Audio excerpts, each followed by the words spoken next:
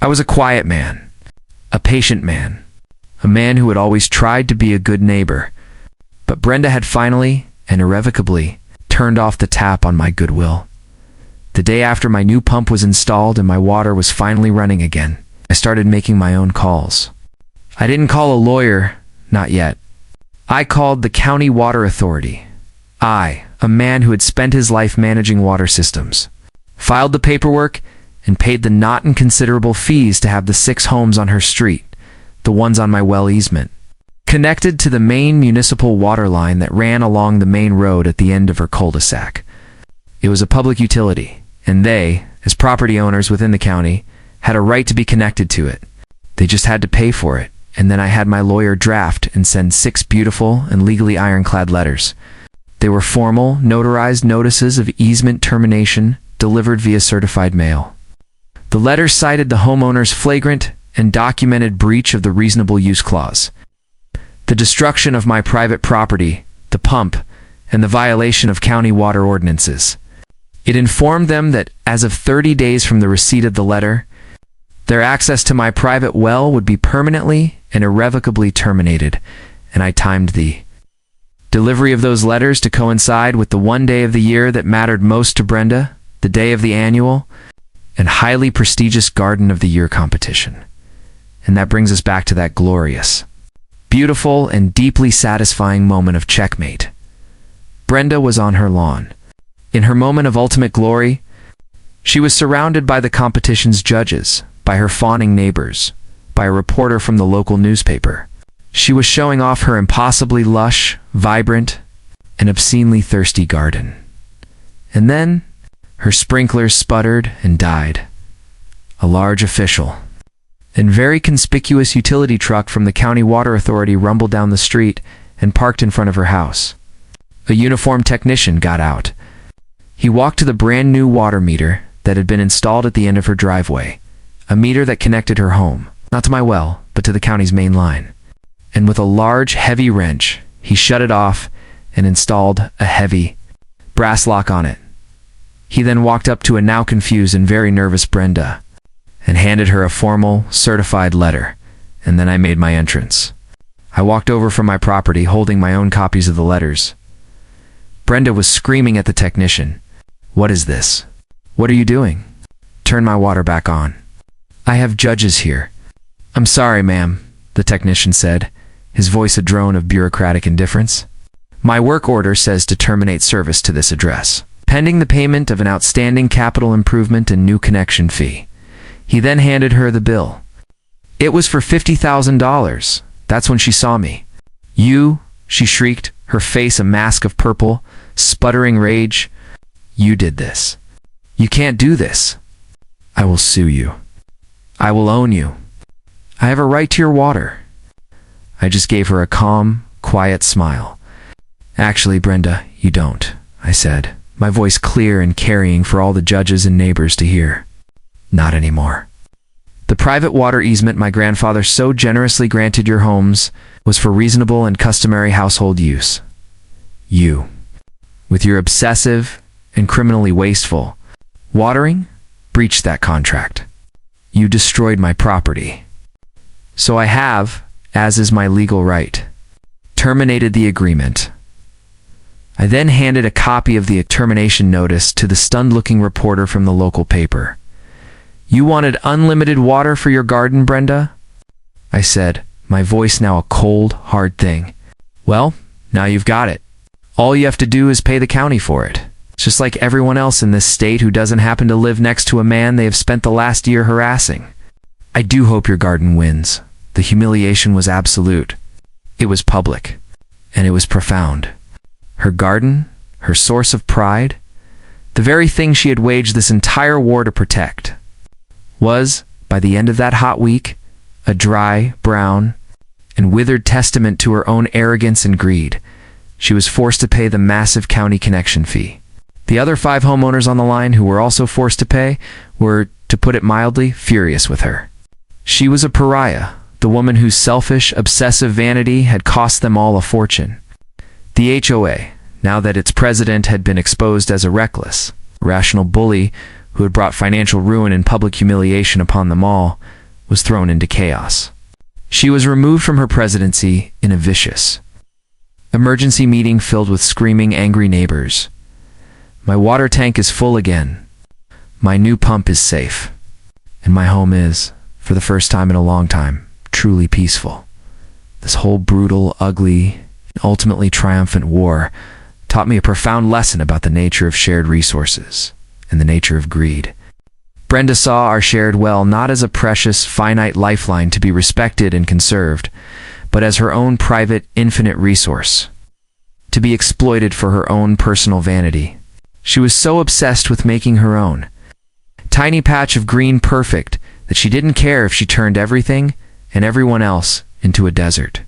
She learned the hard way that when you take more than your share for too long, eventually, the well runs dry.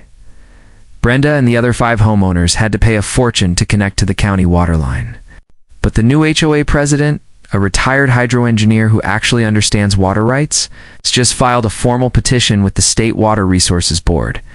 He's asking them to reclassify my 8-year-old private well as a historical community water source, which, if he succeeds, could force me to provide water at a regulated rate to their entire 200-home development. The sound was the first sign of the apocalypse.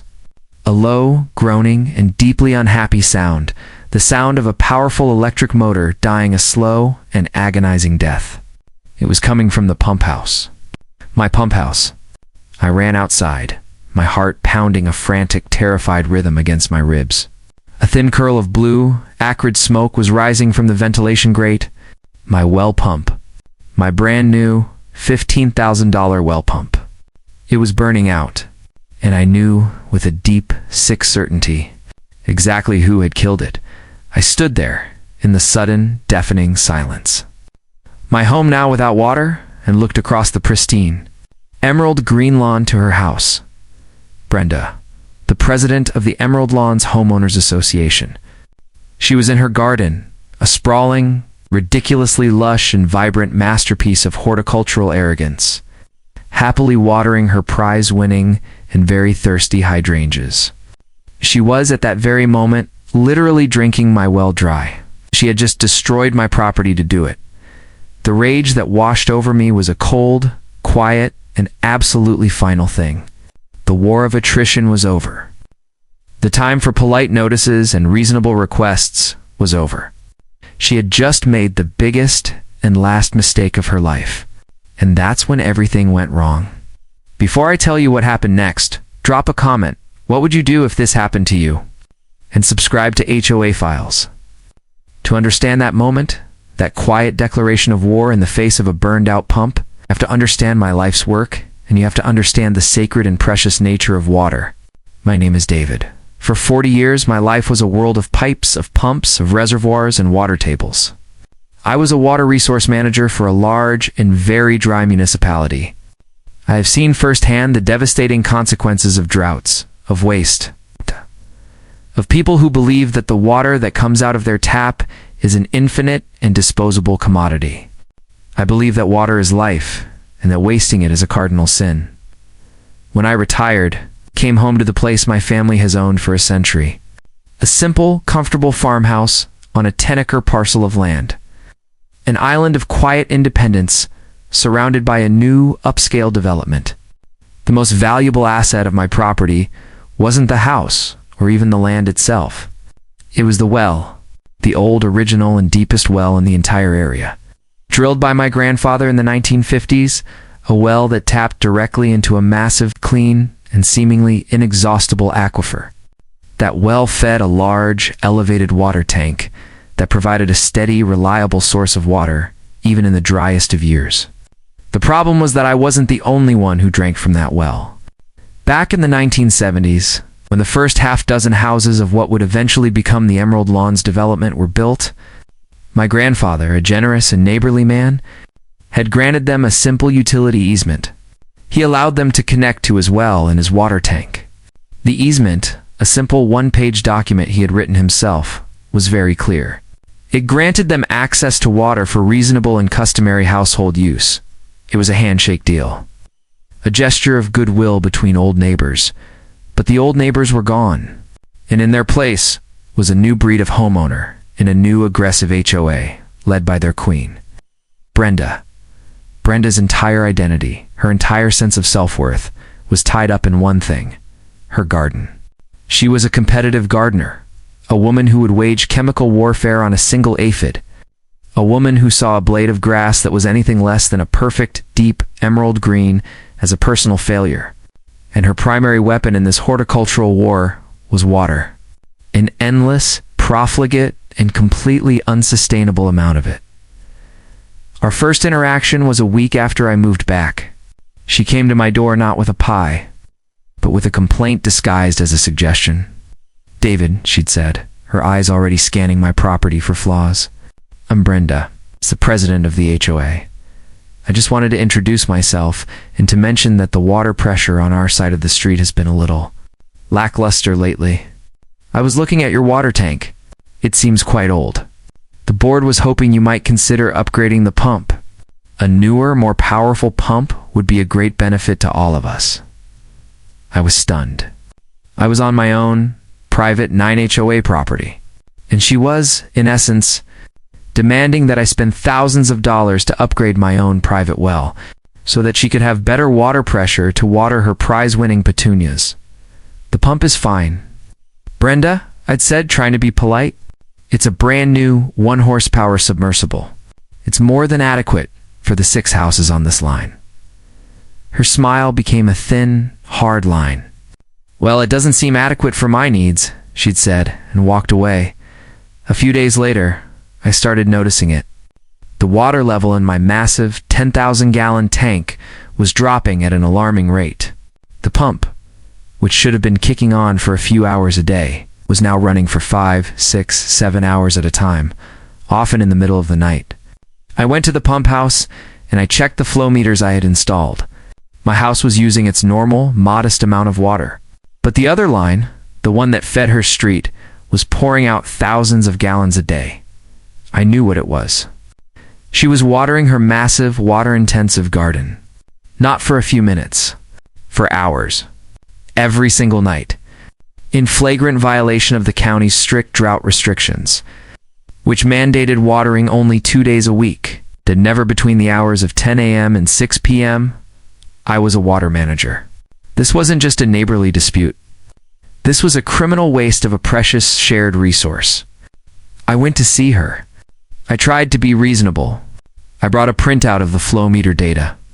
"Brenda," I said as calmly as I could, "we have a problem.